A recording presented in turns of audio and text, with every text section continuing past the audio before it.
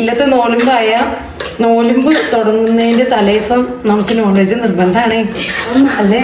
മുട്ടയിൽ എന്തായാലും കുട്ടിയിലും ഉണ്ണിയുണ്ട് ഉണ്ണി.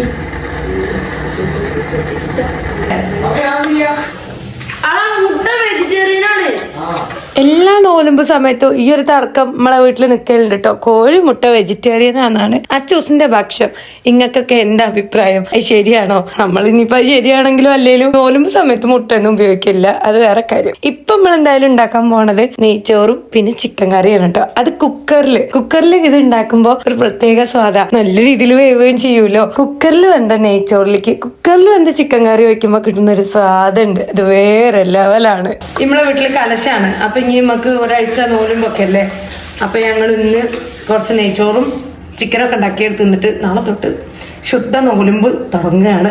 ടപ്പേ നമുക്ക് പണിയോളം ഒരുക്കാം. വീട്ടിലുള്ളവരൊക്കെ ഒന്ന് മനസ്സരിച്ചാൽ മതി. എല്ലാരും കൂടി അവിടെ കൂടിക്കഴിഞ്ഞാൽ എത്ര പെട്ടെന്ന് പണി ഒരുങ്ങൂലേ. ഒരാൾ ഉള്ളിലൊക്കെ അരിയുക, ഒരാൾ അത് വഴറ്റുക, അടുക്കളയിൽ എന്തിനെങ്കിലുമൊക്കെ ഒരു കൈ സഹായിക്കുക. എന്നും എപ്പോഴും ഇല്ലെങ്കിലും വല്ലപ്പോഴെങ്കിലും വീട്ടിലുള്ളവർ അടുക്കളയിൽ അമ്മേനെയും ഭാര്യനെയൊക്കെ ഇതുപോലെ ഒന്ന് സഹായിക്കണം കേട്ടോ. ഇവിടെ ഏട്ടൻ അതിന് ഇത്തിരി പിന്നിക്കാം, പക്ഷെ അച്ഛൻ സാധ്യ എന്റെ കൂടെ കൂടും കേട്ടോ. ഏട്ടനെ കൊണ്ടുവന്ന ഒരു ഫ്രൂട്ടാണ് ഞാൻ നിങ്ങൾക്ക് നേരത്തെ കാണിച്ചത്. അതിന്റെ പേരെന്താന്ന് എനിക്ക് അറിയൂല കേട്ടോ. ഇതാ നമ്മുടെ നെയ്ച്ചോറും ചിക്കൻ കറിയൊക്കെ ആയി നല്ലോണം വെന്തത് കൊണ്ട് തന്നെ കഴിക്കാൻ നല്ല സ്വാദുണ്ടായിരുന്നു. അപ്പൊ അത്രയൊക്കെ ഉള്ളൂ, ഒരു കുഞ്ഞ് മിനി വ്ളോഗാണ്. അപ്പൊ നിങ്ങൾക്ക് നമ്മളെ വ്ളോഗൊക്കെ ഇഷ്ടമാവുകയാണെങ്കിൽ നമ്മളൊന്ന് സപ്പോർട്ട് ചെയ്യുക.